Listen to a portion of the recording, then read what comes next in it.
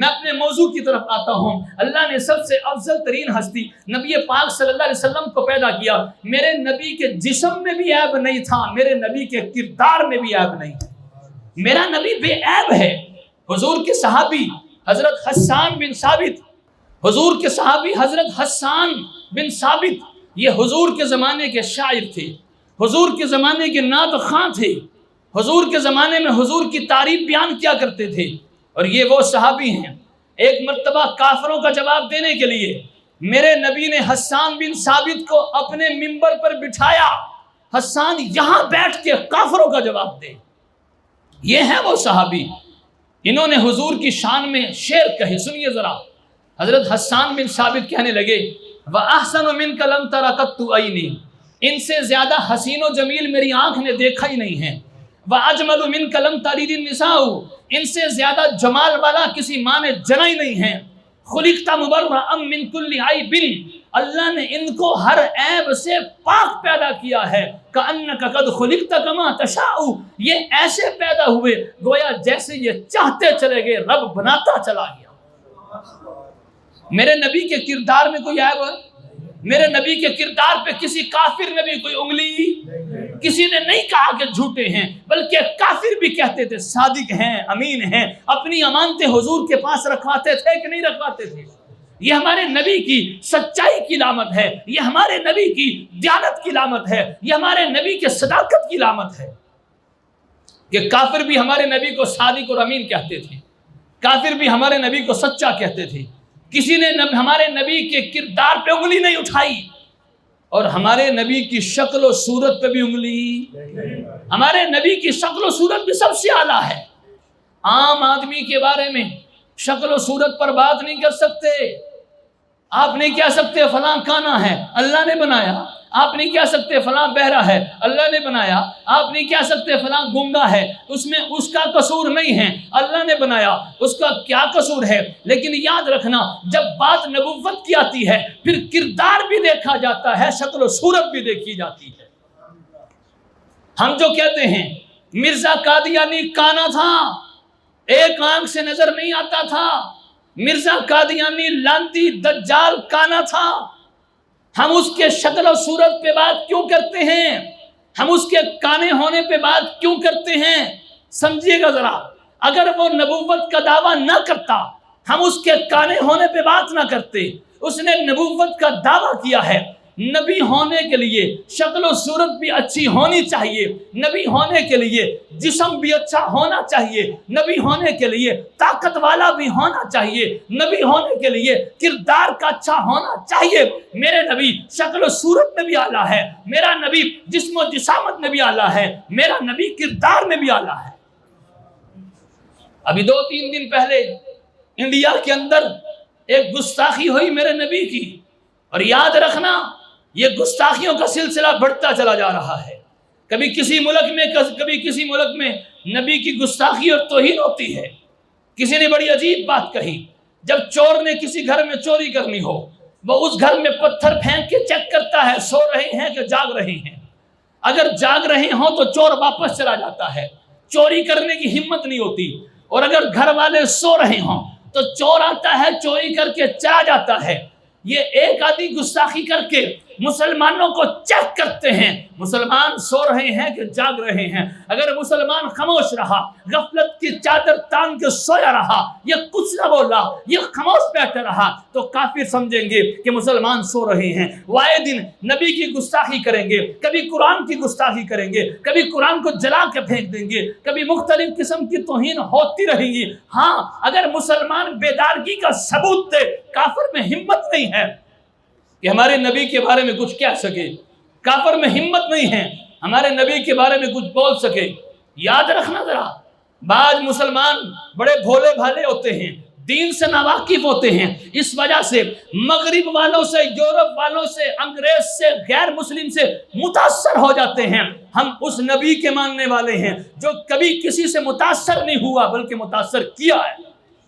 ہم کسی سے متاثر ہونے والے نہیں ہیں، ہم اس نبی کے ماننے والے ہیں جس کے دین کا ڈنکا پوری دنیا میں بج کے رہے گا۔ بات سمجھ آ رہی کہ نہیں آ رہی؟ ہم ایسے نہیں کہ خاموش ہو کے بیٹھ جائیں، ہمارے نبی اگر مشفق مہربان رحمت للعالمین معاف کرنے والے تھے تو گستاخوں کو قتل کروانے والے تھے کہ نہیں تھے؟ بولو. مسلمان بڑا بھولا بالا ہے. پھر مسلمان بعد میں باہر نکل کے باتیں کرتا ہے، مولوی بڑی سخت بات کرتا ہے، مولوی پتہ نہیں کیوں غصے میں آ جاتا ہے. ہمارے نبی نے کسی کے ساتھ مالی معاملہ ہوا معاف کر دیا، لیکن گستاخی کا معاملہ ہوا معاف. بولو بولو معاف. ارے مجھے بتاؤ تو صحیح، کوئی ایک شخص ہاتھ اٹھا کے کہہ دے کہ میرے پاس ایسی عبادتیں ہیں اللہ کے دربار میں پیش کروں گا، امید ہے اس پہ بخشش کا فیصلہ ہو جائے گا. کوئی ایک کہہ دے میری نمازیں اس قابل ہیں. کوئی ایک کہہ دے پیچھے رمضان گزرا میرے روزے اس قابل ہیں. کوئی ایک کہہ دے کہ پیچھے رمضان گزرا میری تراویح اس قابل ہیں، میرا تہجد اس قابل ہے. ارے کسی کے پاس اللہ کے دربار میں پیش کرنے کے لیے اس درجے کی عبادات ہیں ہی نہیں. ہاں ایک نبی کا سہارا ہے، ایک نبی کا سہارا ہے جو کل قیامت کے دن امت کی سفارش کرے گا. کل قیامت کے دن امت کو اپنے ہاتھوں سے جام کوثر پہ پلائے گا. ہمارے پلے ہے کیا؟ آج کافر ہم سے ہمارے نبی کی محبت ہمارے دلوں سے نکالنا چاہتا ہے، لیکن کافر کو پتہ نہیں ہے مسلمان گناہگار ہو سکتا ہے، مسلمان شرابی زانی ہو سکتا ہے، لیکن نبی کی محبت اس کے دل میں جو ہے وہ نکال نہیں سکتے. دل نکال سکتا ہے، دل سے محبت نہیں نکال سکتا. ہمارے نبی پہ اعتراض کیا. ابھی پچھلے دنوں انڈیا کے اندر گستاخی ہوئی، اور پتہ اعتراض کیا اعتراض یہ کیا کہ مسلمانوں کا نبی عمر 53 سال چھوٹی سی بچی حضرت عائشہ اس کے ساتھ شادی کی ہے. اتنی بڑی عمر کا چھوٹی سی بچی کے ساتھ شادی کی ہے. نعوذ باللہ یہ کافر نے اعتراض کیا ہے. یاد رکھنا یہ اعتراض انہیں پہ بنتا ہے. نبی نے شادی عائشہ کے ساتھ خود کی ہے کہ اللہ کے حکم سے کی؟ اللہ کے حکم سے کی ہے. حضور فرماتے ہیں میں نے جب بھی کسی کو بیٹی دی ہے یا کسی سے بیٹی لی ہے اللہ کے حکم سے ہوا ہے. اور دوسری بات، شادی کرنے کے لیے بڑی عمر یا چھوٹی عمر نہیں، اس کا بالغ اور بالغہ ہونا دیکھا جاتا ہے. حضرت عائشہ بالغہ ہو چکی تھی جب حضور کے گھر میں آئی ہے رخصتی ہو کر. حضرت عائشہ بالغہ ہو چکی تھی، اعتراض بنتا ہی نہیں ہے. تیسری بات، جب حضور کی شادی حضرت عائشہ کے ساتھ ہوئی، زبردستی کورٹ میرج ہوئی یا ارینج میرج ہوئی؟ صدیق اکبر حضرت عائشہ کے باپ تھے، تو عائشہ کا باپ اور ماں راضی تھے کہ نہیں تھے؟ راضی تھے کہ نہیں تھے؟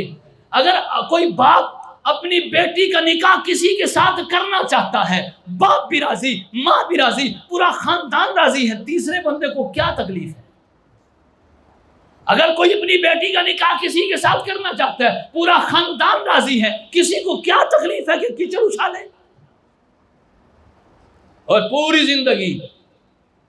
زندگی حضرت عائشہ نے تو کبھی نہیں کہا کہ میں اس نکاح پہ راضی نہیں تھی. کہاں کبھی؟ بلکہ پوری زندگی کیا کہتی ہے؟ مجھے اس سے بہتر خامند کوئی نہیں مل سکتا تھا. اور واقع میں ایسا ہے، حضور سے بہتر خامند ہے ہی نہیں. کہتی ہے مجھے اس سے بہتر خامند کوئی نہیں مل سکتا، یہ سب سے بہترین خامند ہے. حضرت عائشہ تو حضور کی تعریفیں کر رہی ہیں. اگر کوئی ایسی بات ہوتی بی بی خامند کی تعریف نہ کرتی. حضرت عائشہ تعریفیں کر رہی ہیں، کبھی حضور کے حسن و جمال کی کر رہی ہیں، کبھی حضور کے کردار کی کر رہی ہیں، کبھی حضور کی سخاوت کی کر رہی ہیں، کبھی حضور کی حیا کی کر رہی ہیں. حضرت عائشہ حضور کی تقوی طہارت کی گارنٹیاں دے رہی ہیں.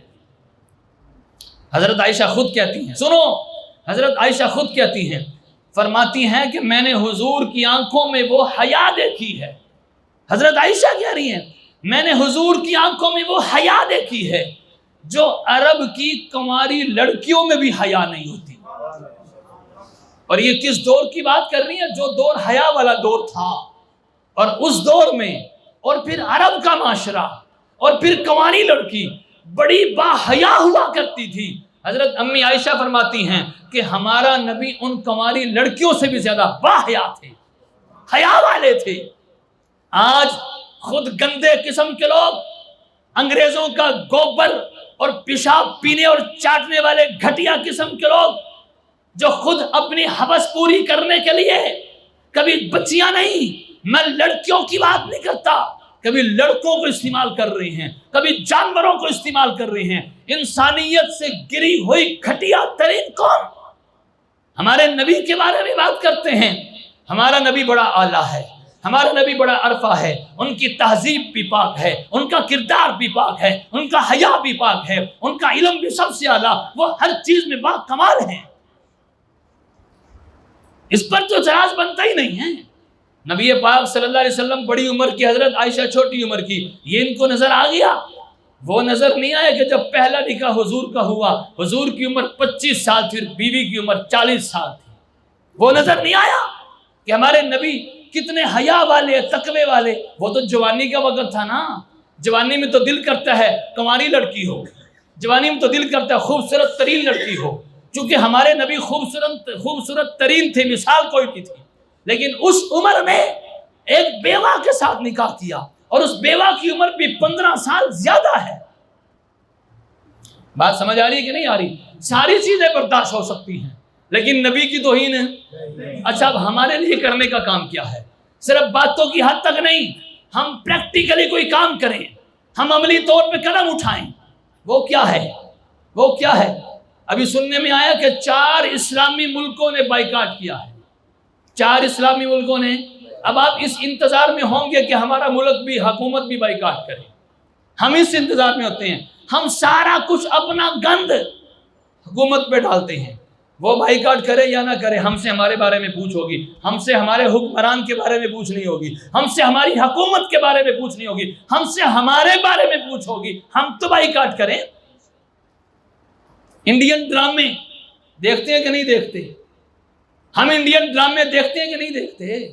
بڑے خاموش ہیں، جیسے ہم تو ہر وقت نیٹ پہ نکال کے شیخ عبدالرحمن سدیس کی تلاوت سن رہے ہوتے ہیں نا، ہم نے تو کبھی ڈرامے کا نام تک نہیں سنا۔ انڈین فلمیں دیکھتے ہیں کہ نہیں دیکھتے؟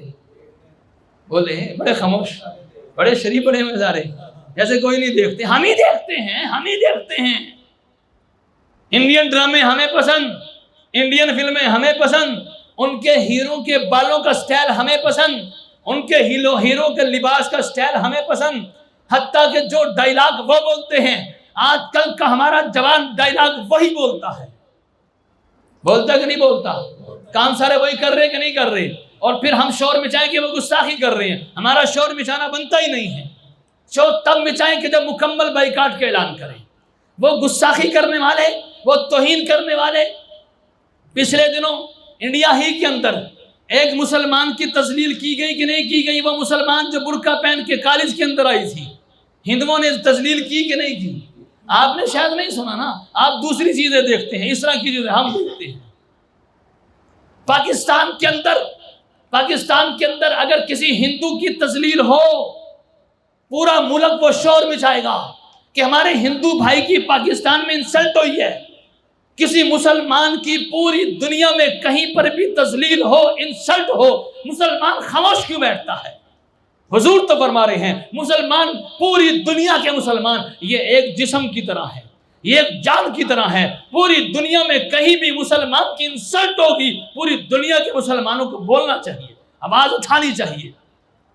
ہم اپنے طور پر یہ کریں کہ ہم ان سے ہر قسم کا بائیکاٹ کریں۔ ہونا چاہیے کہ نہیں ہونا چاہیے؟ صرف باتوں کی حد تک نہیں، مسجد میں آ کر دعوے اور وعدے نہیں، باہر نکل کے بھی عملی قدم اٹھائیں کہ ہر قسم کا بائیکاٹ کریں۔ بعض لوگ بڑے بھولے بھالے، بعض لوگ پتہ کیا کہتے ہیں، مولوی صاحب آخر اتنا ہی کرنے کی ضرورت کیا، چپ کر کے اپنی نمازیں پڑھو۔ میں کہتا ہوں جس کے دل میں حضور کی محبت نہیں ہے، اس کی نمازیں کسی کام کی نہیں ہیں، اس کا روزہ کسی کام کا نہیں ہے، اس کی عبادت کسی کام کی نہیں ہے۔ جس کے دل میں نبی کی سچی محبت نہیں ہے، اسے چاہیے کہ پہلے کلمہ پڑھے پھر اگلی بات کرے۔